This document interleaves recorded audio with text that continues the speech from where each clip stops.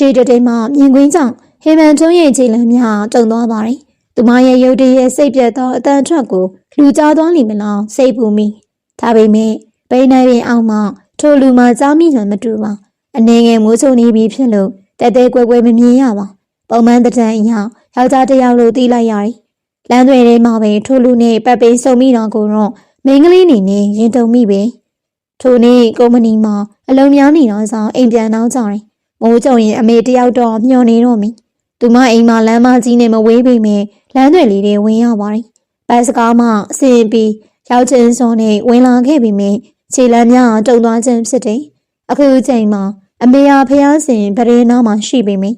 ပိန်းနေပင်ကသူမအိမ်နဲ့မဝေးလှပါ။အမေကိုခေါ်ကြည့်တယ်။အတန်မှာတုံးညင်းပေမဲ့မိန်းကလေးတန်ဆူဆူဟာတိတ်ဆိတ်သောကာလမှာသူမမိခင်ကြားလိုက်ပါတယ်။ဟဲ့သမီးအိမ်နာရောက်နေမှာဘာလို့ခေါ်နေတာတော့အိမ်ရှိရောက်မှာခေါ်ရင်ရနိုင်ရတာနဲ့လမ်းပေါ်ကခေါ်တာကိုထူဆန်အံ့ဩနေရင်ရှိတယ်။မိတို့ပင်စိုးစေးကမှမိခင်ရဲ့အတန်ကြားရတာကြောင့်အားတက်တယ်လို့ရှိလာတယ်။ရဲတင်လာသောစိတ်နဲ့ခြေလမ်းပြုတ်မိတယ်။အိုးထိုလူမရှိတော့ပါ။ထိုလူကိုကြောက်လို့မိခင်ကိုခေါ်ရခြင်းဖြစ်တယ်။တို့ရောင်ရင်သူမကြောက်မိသူထိုလူပြောက်ခြင်းမလားပြောက်သွားတယ်။လမ်းတွေမှာဘေးပေါက်မရှိပါဘူး။သူမရဲ့အိမ်ကထိပ်ပိန်နေသလိုရှိပါတယ်။တော်မင်းဆိုရင်လေသူမကိုမျက်နှာချင်းဆိုင်ဖြတ်ကျော်သွားရပြီမယ်။ဒေစာစဉ်းစားပြီးတော့မှကောင်းတဲ့ပန်းကြီးသွားတယ်။အမေပြေးဆိုသလိုခေါ်ရင်ပြေးလိုက်ပါတယ်။သူမရဲ့အမြင်အာယုံမမိုင်းသူမတစေတကောင်ကိုတွေးလိုက်ခြင်းဖြစ်ပြီးထိုအကြောင်းကိုမိခင်ကိုခရီးဆောင်မဆိုင်ပြောပြလိုက်ပါတယ်။မိခင်ကသူမကိုရတနာ3ပေါင်ရွှဲမြဲမြဲစည်းကပ်ရင်ကြောက်စရာမလိုကြောင်းအားပေးပါတယ်။လမ်းသွားမယ်လာမယ်ဆိုရင်တန်ပုတ်တွေကဒါရွတ်သမီး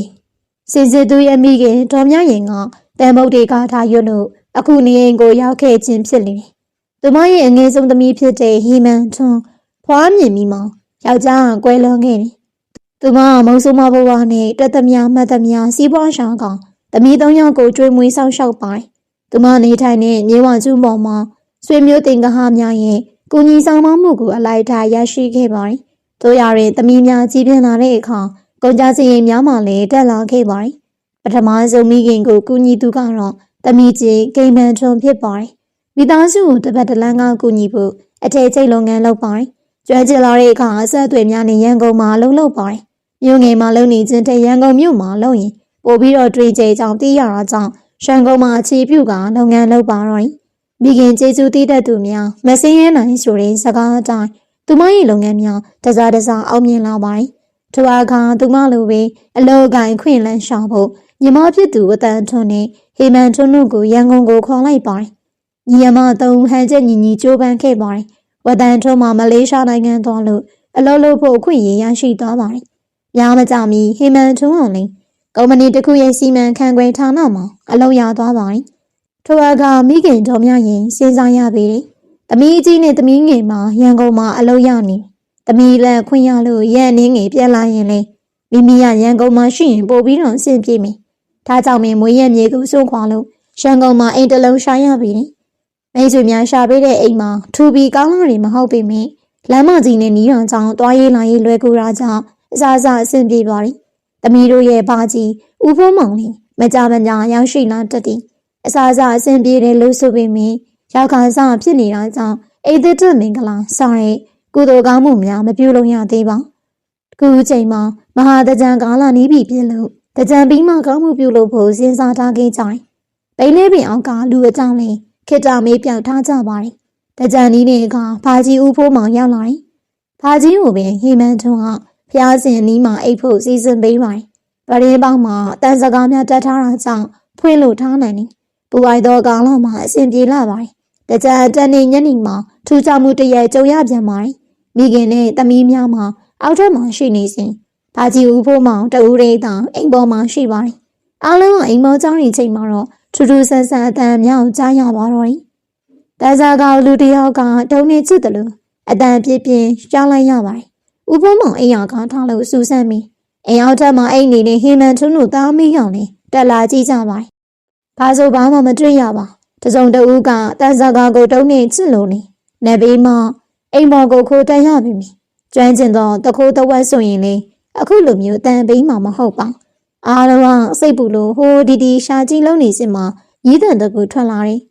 ။အတန်ကြီးမိမတဦးရဲ့ဝေဒနာမကြီးမကျန်ခံစားရတဲ့အတန်ကြီးဖြစ်တယ်။ထိုခြောက်ချားစရာအတန်ကိုသုံးစလုံးကောင်းစွာကြားလိုက်ရတယ်။ထိုအတန်ကြောင့်မင်းတယောက်မျက်နှာတယောက်ကြည့်လိုက်ကြမိတယ်။အဲဒီလိုပြီးသားတဲ့အတန်ကိုမင်းဆရာမလို့ပါ။ကြားကြမိမှသိကြပါရဲ့။ထိုအတန်ကြီးထပ်မံကြားလိုက်ရပြန်ပါတယ်။စိတ်တက်ခိုင်မာတဲ့ဦးဖို့မောင်မင်းစိုးရိမ်စိတ်ဝင်သွားတယ်။အသက်အရွယ်အကြီးဆုံးလေးဖြစ်ယောက်ျားသားလေးဖြစ်တဲ့သူကကြောက်နေလို့မဖြစ်ပါ။ဖျားရှင်ခိုးပြီးပြဲအိပ်ဖို့သာပြောလိုက်ပါတယ်။နောက်တနေ့နက်မှာဟေမန်ထွန်းတို့သားမိရက်ွက်ထဲမှာစုံစမ်းပါတော့တယ်။ကံကောင်းတောင်းမစွာနဲ့တည်ရောအတင်းမှစုံနေဒေါ်ပြန်ကြားရေးတယောက်နဲ့စုံမိပါတယ်။ထိုအခါသူမနေထိုင်တဲ့အိမ်ရဲ့ရာဇဝင်ကိုတေချာသိရပါတော့တယ်။အရင်ကတို့ရက်ွက်မှာလင်းရမြင်းများနဲ့ဆက်တာကြောင့်အိမ်ချိန်နေပါပါတယ်။ရက်ွက်ပတ်နဲ့ရိုက်လို့မြေခွက်များဖော်ပေးတဲ့အခါလူအသစ်များဝင်ရောက်လာပါတယ်။ဒေါ်အောင်မောင်မူလကလေးကနေထိုင်သူဖြစ်ပြီးပတ်ဝန်းကျင်မှာလူများကသူမရဲ့မူလစင်းမြစ်ကိုမတိကြပါအချို့ကတော့အစဉ်ပြေတဲ့တာကြီးသမီးကြီးများကရွှေဝေးမှာကြောက်ပတ်နေလို့လည်းပြောကြပါတယ်။မြေတွင်နေရသည်မှာအမေတစ်ခုသားတစ်ခုဆိုသလိုထွေမှာသားမီးနှစ်ယောက်တည်းရှိပါတယ်။တာဖြစ်သူကျော်လာမှာခွန်အားပလာကောင်းမိမယ်အလုံးအကိုင်မဲမဲရရမရှိပါ။အရက်ကိုလည်းမိုးမလင်းတောက်သူတူဖြစ်ပါတယ်။ကျော်လာမှာအရေးချင်းတစ်ခုတော့ရှိပါတယ်။၎င်းကအနှိမ့်နှင်းကောင်းခြင်းဖြစ်တယ်။သူမှသုံးစရာပြည့်ရင်ရက်ွက်ထဲမှာရှိတဲ့လူကြီးမြောင်နှိမ့်နှင်းပေးလေးရှိတယ်။ရှားသမျှအသက်ပြောင်းအောင်တော့မိခင်ကိုလည်းမပေးပါအရေးပြောင်းအရက်တောက်ဖြစ်ပါတယ်အရက်မူလာတဲ့တောင်းတော်ကဆဲဆူမမဲတဲ့ခါတိုင်းဘိန်းနဲ့ပင်အောက်ကိုသွားထိုင်တက်တယ်အမေမောလို့ရန်နာသွားမှအိမ်ထဲကိုဝင်လေးရှိပါတယ်နောင်ကအသက်အရွယ်ကြီးရင်နဲ့ဒေါ်အောင်မောင်အမော်ယောဂဖောက်လာပါတယ်ရှဝေးမှာထောက်ပံ့ငွေများရရင်စေကံပြပါတယ်နှလုံးယောဂလို့သိရောက်မိပြီးစနစ်တကျစစ်စစ်ကူတာမှုမခံယူနိုင်ပါပိုးစိုးတော်ကစေကံမပြနိုင်တဲ့အခါစေနီတို့များနဲ့တောင်ယောဂထိန်ထားရပါတယ်။ထိုအချိန်ကိုကြော်လာများမသိပါ။ရုပ်စွာဆုံးအမေစိတ်ချမ်းတောင်ထိုင်းရကောင်းမှမသိပါ။သူကအရေးဝင်လို့လူစိတ်ပြောက်ချင်ပြီ။မိခင်ကိုဂယုမဆိုင်သွားမြဲသွားလို့တောင်မြဲတောင်းနေပြီ။ထိုတညကန်စုံမိုးမောင်ကြောက်ခဲ့လေ။မိခင်ဖြစ်သူနှလုံးယောဂနဲ့အမောဖောက်ကတဟီဟီညင်းညူနေ။အတောက်သမားဖြစ်ပေမယ့်အာကုစင်ရနွယ်ပင်လို့ကြော်လန့်ဟူသာဒန်းတာနေမိတယ်။ဒါရီကျော်လာရီအော်ခေါ်လို့လေအတန်ကထွက်မလာပါဘလုံးပထွေးညီးတန်တွေသာထွက်ပေါ်လာတယ်အင်းကြီးချင်းများပင်အတန်ပလန်မကြားရတာကြောင့်အခုအညီရောက်မလာကြပါထိုအချိန်မှာကျော်လာမှာမျက်မျက်ကလေးရထားတဲ့အရက်ဖြူဆိုင်မှာပဲငွေနဲ့စိန်တွေ့နေငွေရည်ယူနေတဲ့ကြောင်ကထူးထူးခြားခြားအိမ်ပြန်ခြင်းစိဖြစ်ပေါ်လာတယ်အိမ်ပြန်အောင်မယ်ကွာငါ့အမေနေမကောင်းတောက်ပေါ်တောက်ဖက်နဲ့ဦးအမှုပြေတယ်လို့ဖြစ်သွားတယ်ထိုအခါမှအမေကိုဂယုမဆိုင်တဲ့ကြော်လာတဲ့ရောက်ယနေ့မှအမေကိုစိတ်ပူနေဟုတ်မဟုတ်ရဲ့လားဆိုတဲ့အသည့်နဲ့တရားမျက်နှာတရားကြည့်လိုက်ကြတယ်ထိုအချိန်မှာကြော်လာကစိုင်းမစင်ဘုံမပါထွက်ခွာသွားလိမ့်ပြီအိမ်ထဲပင်နီးကိုရောက်တဲ့အခါမိုးအောင်တသေးမဲမဲရွာချလိုက်တယ်အရင်အချိန်ကြောင်ဝမ်းကပူပြီးပြင်ပအေးတဲ့ကြောင်တုံတုံရီဖြစ်သွားတယ်အရင်တခါကလည်းလေပြန်းတယ်လို့ဖြစ်ခဲ့ဘူးလေဒါပေမဲ့လေပိပိတီတီဆက်ပြီးတော့တောက်ခင်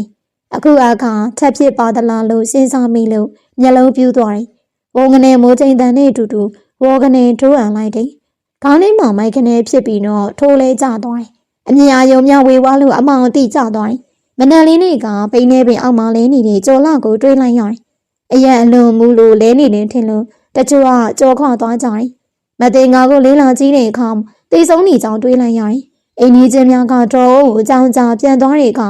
အိမ်ကပွင့်လျက်နဲ့တေဆုံးနေကြောင်တွေးလိုက်ရတယ်။တာဖြစ်သူဝင်လာနိုင်ဖို့တကားပွင့်တောင်းတဲ့မိခင်ပေါလာလို့စုတ်တက်ဖြစ်ကြပါတယ်။နောက်ဆုံးမှာတော့ရွက်ကလူကြီးများကမနေသားတော့ပင်အာသူပါကိစ္စစီမံရပါတယ်။ရွက်ဝေးမှသားကြီးများကိုလည်းငွေပို့လာလက်ခံရရှိတဲ့စာတိုင်းမှာတက်ဆင့်စုံစမ်းလူကြောင်းကြရပါတယ်။၎င်းတို့လည်းပြီးမှပဲရောက်လာခဲ့ကြတယ်။သူတို့ဒေသမှာစီးပွားရေးအခြေကျနေပြီးဖြစ်တာကြောင့်ထိုအိမ်ကိုရောင်းချခဲ့ပါတယ်။ဝယ်ယူသူကလည်းငကိုတွေက